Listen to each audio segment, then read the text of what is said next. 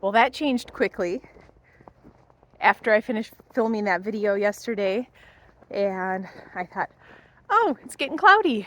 And within 2 hours, we started getting snow. And look at all this beautiful snow behind us. It is warm out though, so it's kind of odd. And the birds are chirping like it's spring, so who knows what is going on. You forget how beautiful this is. And it is absolutely stunning, especially with it being warm out today.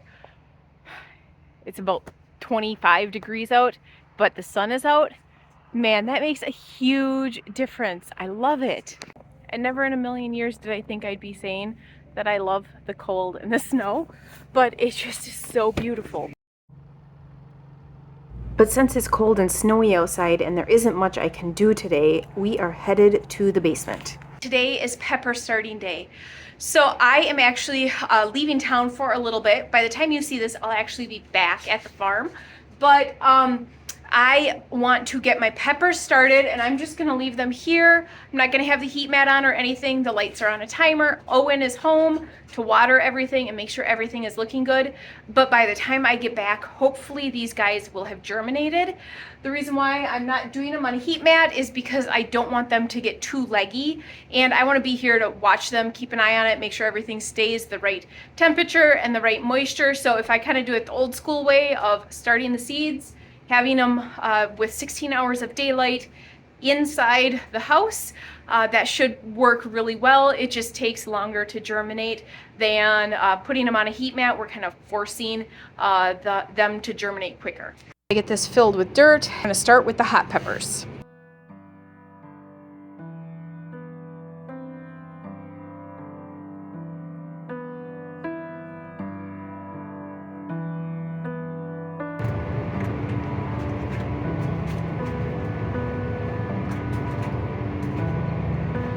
So I am doing this kind of differently in that I am gonna do all the hot peppers first, and the hot peppers on the plant markers, I am doing some red markings, and then I will write the variety on the tag.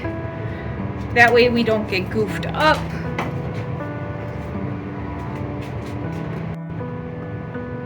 What I love about the jigsaw peppers is that they are a variegated leaf, and so they are very different from a traditional sweet pepper or bell pepper. It is very easy to tell what is what, and so I don't need to worry about getting them mixed in with bell peppers. I can tell the difference right away, but I do need to start venturing out into more than just a few varieties of hot peppers. So it says these are my seeds from last year, and so I'm going to try to use up a bunch of seeds so that I can get a little more organized next year. And so it says I have 13 seeds left, which is what I do when I plant. I count and see how many are left, and then that way when I'm ordering in the winter, I have a good idea of what I need and what I don't need.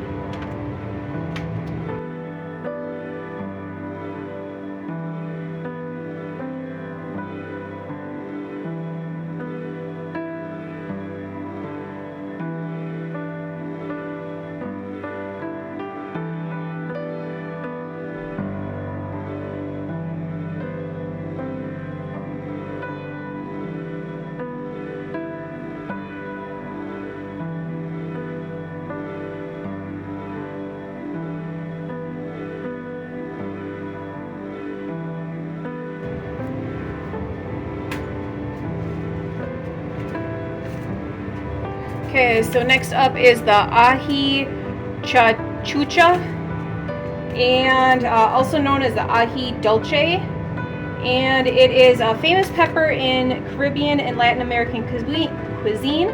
It's mild with much less hot than a jalapeno with sweet flesh. So it has some heat to it, but not too much. And let's see, according to my envelope, it says that I have a minimum of 10 seeds.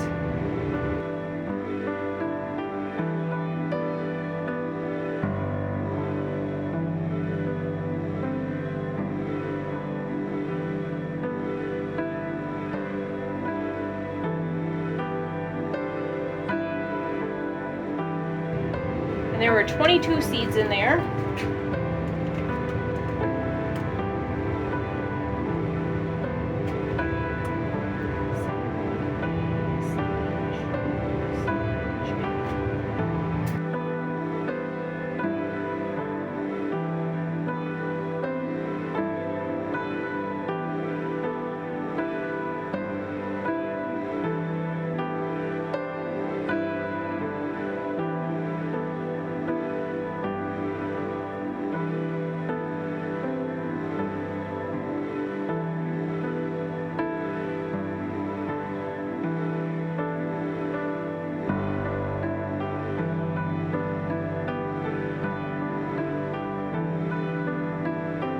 Next up is the Jamaican Scotch bonnet, and this is a spicy one. I have lots of these, so I think I'm going to do 9 and 8 is 17. I think I'm going to do 17 of them.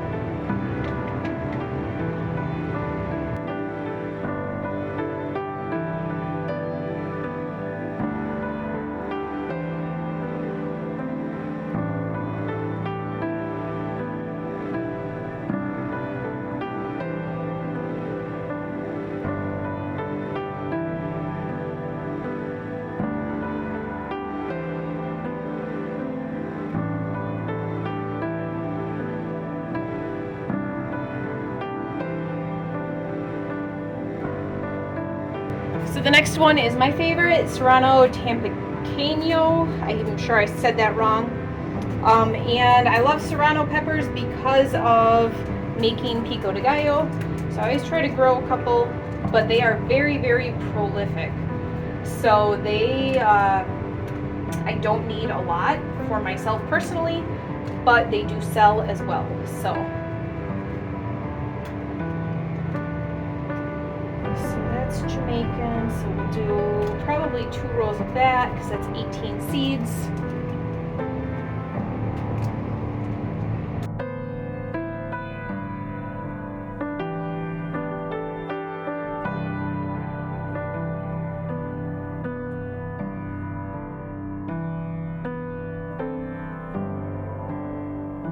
All right, so for the last of the hot peppers, we are doing the habanero Caribbean orange, and this is from M.I. Gardner, and I have no clue how many are in a pack, 15. So I'll probably do 2 rows of that as well. So I'll need a few more, whatever it fills up. And then that's what I'm gonna do for hot peppers, and I'll explain that in a minute.